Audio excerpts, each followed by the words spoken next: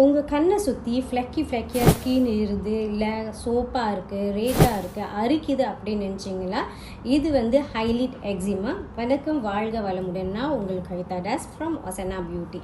So இந்த கண்ணை சுற்றி ஒரு சிலருக்கு வந்து செகப்பா ஸோ அறுப்பா அந்த மாதிரி இருக்கும். ஸோ இந்த மாதிரி இருந்துச்சுன்னா முக்கியம் என்ன ரீசன் அப்படின்னு பார்த்தீங்கன்னா, நீங்கள் யூஸ் பண்ணுற காஸ்மெட்டிக்காக இருக்கலாம், மஸ்கரா இருக்கலாம், ஹைலைனர் இல்லை ஹை ஷேடோ அந்த மாதிரி நீங்கள் யூஸ் பண்ணுவீங்க, இல்லை ரொம்ப நேரம் யூஸ் பண்ணுவீங்க, இல்லை நீங்கள் வந்து ஒரு ஃபங்க்ஷன் போயிட்டு வந்து ரிமூவ் பண்ணாமல் இருந்திருப்பீங்க உங்களோட மேக்கப்ஸை. இன்னொரு விஷயம் பார்த்தீங்கன்னா டென்ட்ராஃப்.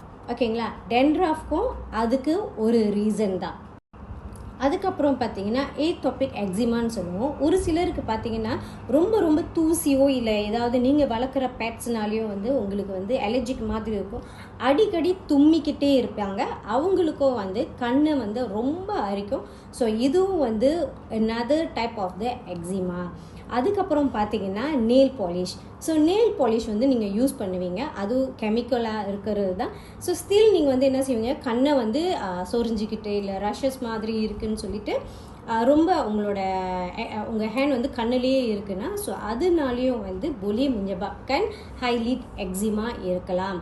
ஓகே, உங்களுக்கு வந்து இந்த மாதிரி இருக்குன்னு நீங்கள் நினச்சிங்கன்னா நான் என்ன சொல்லுவேன்னா, தயவு செஞ்சு பக்கத்தில் இருக்கிற கவர்மெண்ட் ஹாஸ்பிட்டல் போங்க, போயிட்டு டாக்டர்கிட்ட போய் கன்சல்ட் பண்ணுங்கள். இந்த மாதிரி உங்களுக்கு இருக்குது, ஸ்கின்ல வந்து ஒரு டிஃப்ரெண்டான ஒரு அலர்ஜிக் மாதிரி வந்திருக்குன்னா போய் கன்சல்ட் பண்ணுங்கள், உங்களுக்கு வந்து ஒரு கிளாரிட்டி கிடைக்கும்.